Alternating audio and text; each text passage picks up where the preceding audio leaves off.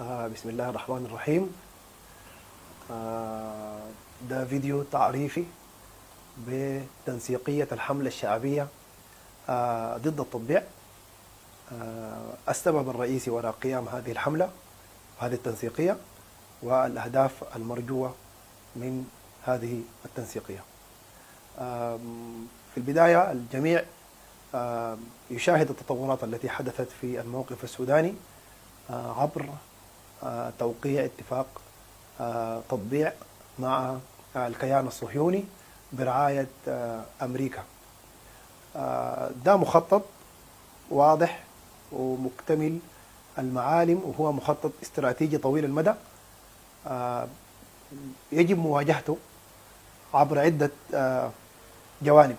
أهم هذه الجوانب وهو الجانب الإعلامي، لأن الإعلام هو أداة أساسية ورئيسية للترويج للتطبيع والترويج لحجج التطبيع، وفي مجملها هي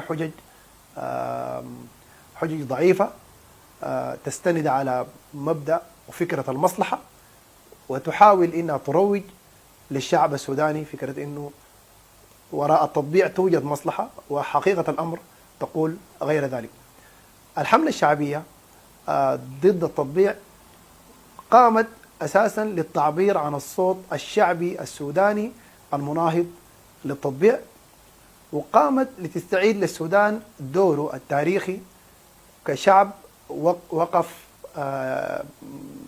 طوال عهود الحكم السوداني، كان عنده مواقف مشرفة مع حركة التحرر ضد الاستعمار وضد الإمبريالية في العالم العربي وفي العالم الإسلامي وفي العالم الأفريقي.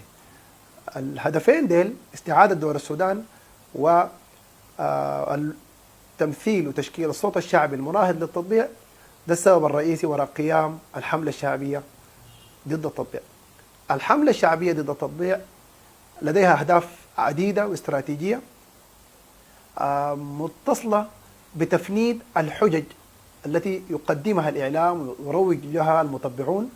الإعلام الرسمي والإعلام الشعبي والإعلام العام يروج لمسألة التطبيع باعتبار كما ذكرنا باعتبار أن هناك مصلحة وراء هذا الأمر. والحملة الشعبية حتوضح في مجمل في غالب عملها القادم إنه هذا المنطق متهافت ولا توجد مصلحة وراء هذا الأمر سوى تلك المصلحة المرتبطة بصفوة معينة تحكم السودان وتستغل وتنهب ثرواته.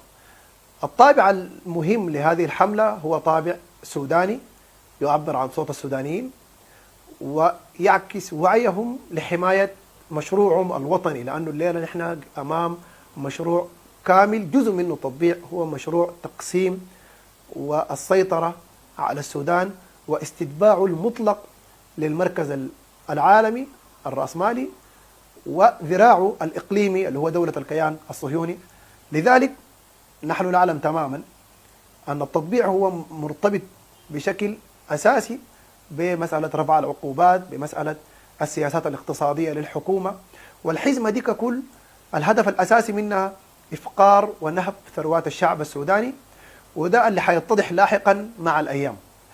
الحملة كذلك من أهدافها تنوير الرأي العام الشعبي، تنوير المزارعين السودانيين، لأن الجميع يعلم أن الهدف الاستراتيجي أو واحدة من الأهداف الاستراتيجية الإسرائيلية للتطبيع هو مسألة الأمن الغذائي الإسرائيلي، وبالتالي هم يطمعون في السودان كأرض خصبة للزراعة.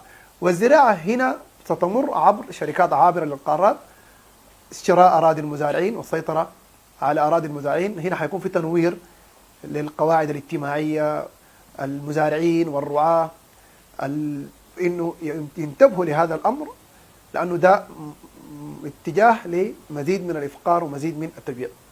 الحملة الشعبية ضد التطبيع هي حملة سودانية الطابع، متصلة ومرتبطة بمسألة القضية الفلسطينية باعتبارها قضية أخلاقية تهم كل الأحرار في العالم، وهي وثيقة الصلة بشعارات الثورة السودانية في ديسمبر، الثورة التي اختطفت من قبل اتجاهات صاحبة مشروع غير وطني تابعة ووكيلة لقوى خارجية.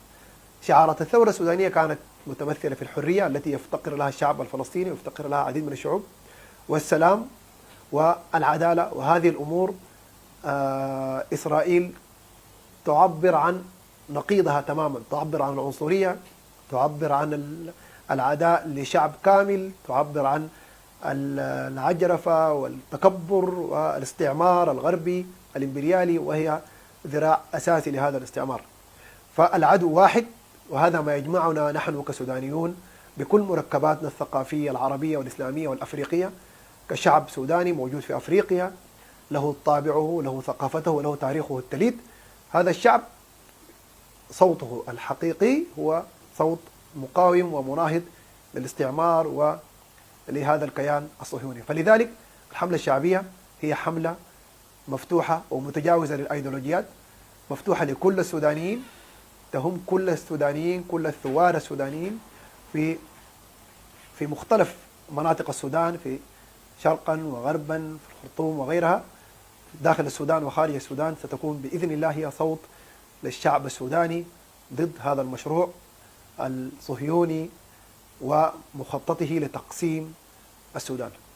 في قادم الأيام ستكون هناك عديد من البرامج وعديد من الفعاليات التي بإذن الله تصب في هذا الاتجاه. والسلام عليكم ورحمة الله تعالى وبركاته.